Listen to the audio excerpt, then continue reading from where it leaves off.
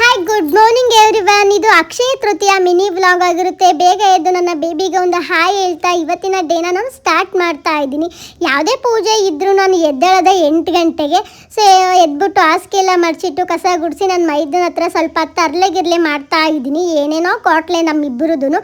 ಹಾಗೆ ಈ ಕಡೆ ಮೈದ್ನು ಬಂದ್ಬಿಟ್ಟು ಬೆಳಗ್ಗೆ ಎದ್ದ ತಕ್ಷಣ ಪಾಪ ಒಳ್ಳೆ ಕೆಲಸ ಮಾಡ್ತಾ ಇದ್ದೀನಿ. ಸೋರೆಗೆ ನೀರು ಹಾಕ್ತಾ ಇದ್ದೇನೆ. ಬಿಸಿಲಿಗಾಲ ಅಲ್ವಾ, ಇವಾಗ ತಂಪಾಗಿರೋ ನೀರು ಕುಡಿಬೇಕು.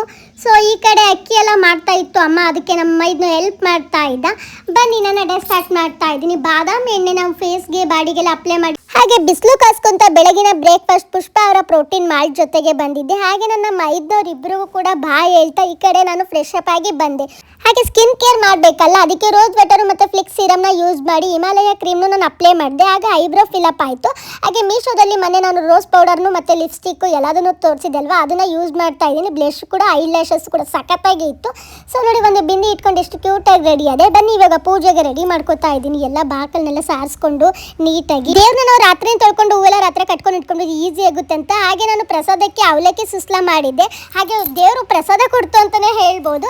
ಹಾಗೆ ನಾನು ಗೋಲ್ಡ್ನ ಮಾಡಿಸಿಕೊಟ್ಟಿತ್ತು ಅಲ್ವಾ ನನಗೆ ಅಮ್ಮ. ಇದನ್ನು ನಾನು ಅಕ್ಷಯ ತೃತೀಯ ದಿನ ನನ್ನ ಹಸ್ಬೆಂಡು ಕೈಯಿಂದನೇ ಹಾಕಿಸ್ಕೋಬೇಕಾದ್ರೆ ನಾನು ಹಾಕಿಸ್ಕೊಂಡೇ ಇದ್ದಿಲ್ಲ, ನಾನೇ ಹಾಕ್ಕೊಂಡಿದ್ದೆ ಊರಲ್ಲಿ ಒಂದ್ಸತಿ ಮಾತ್ರ.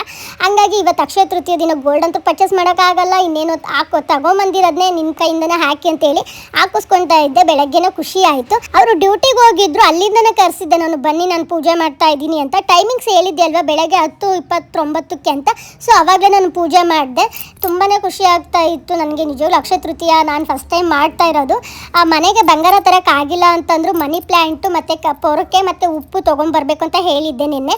ಸೊ ಅದೇ ರೀತಿಯಾಗಿ ನನ್ನ ಹಸ್ಬೆಂಡ್ ತೊಗೊಂಬಂದಿದ್ರು, ಅದಕ್ಕೂ ಕೂಡ ಪೂಜೆ ಮಾಡಿ. ಮೇನ್ ಪಾರ್ಟ್ ಏನಪ್ಪ ಅಂತಂದರೆ ತುಳಸಿ ಗಿಡಕ್ಕೆ ಪೂಜೆ ಮಾಡಬೇಕು.